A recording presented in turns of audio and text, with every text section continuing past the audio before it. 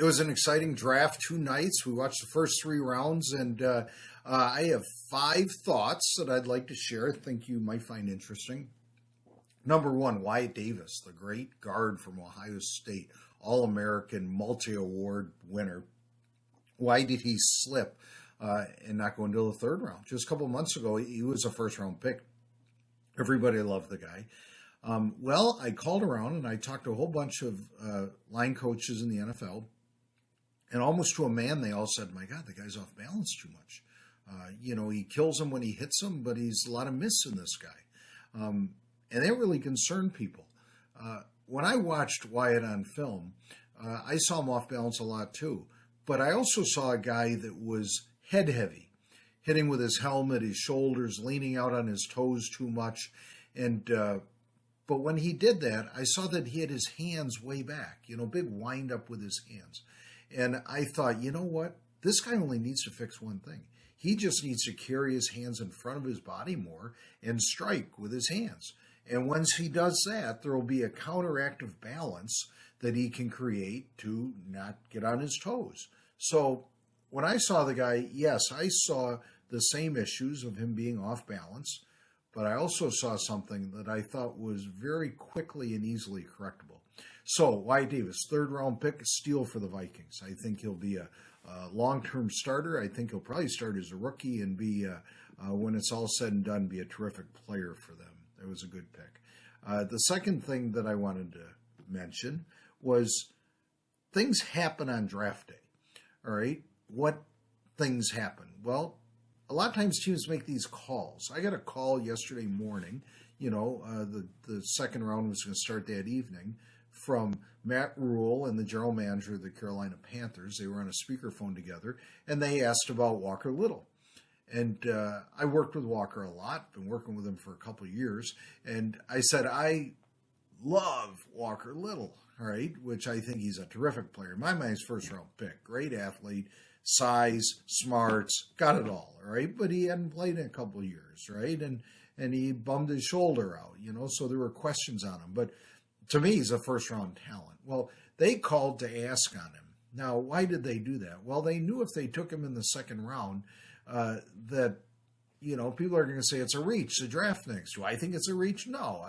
I made the statement that anyone who watched Walker Little on film and didn't think he was a first-round draft pick doesn't deserve the right to evaluate players on film because he has it. His eyes just tell you he's got all of it.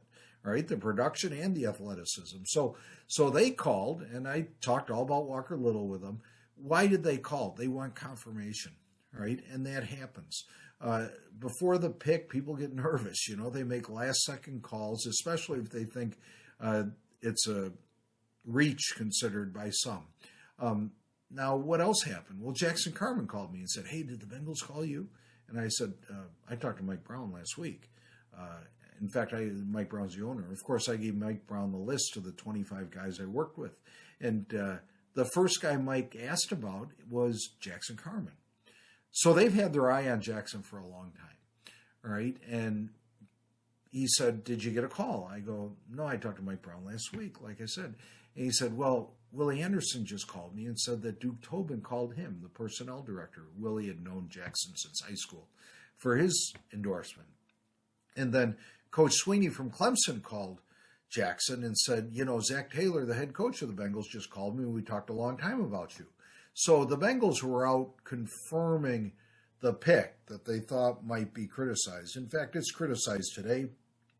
Some say it was a reach. It's not a reach. The guy was a younger guy coming out, and he had a mismeasured arm reach at Clemson at 32 and a half inches. But then when he had his pro days, the pros got him on April 15th at 33 and a quarter, which is long enough for a tackle.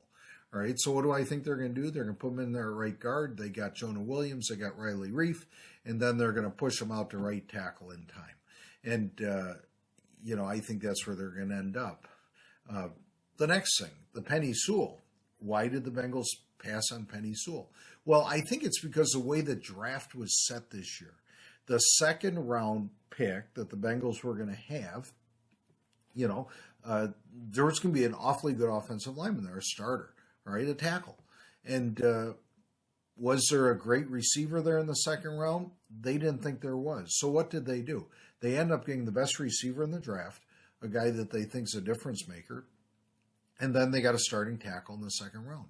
Right, so they actually got two really good starters that way. If they'd have gone the other way, if they'd have got Sewell in the first and they took a receiver in the second, they would have got a guy they didn't feel as good about.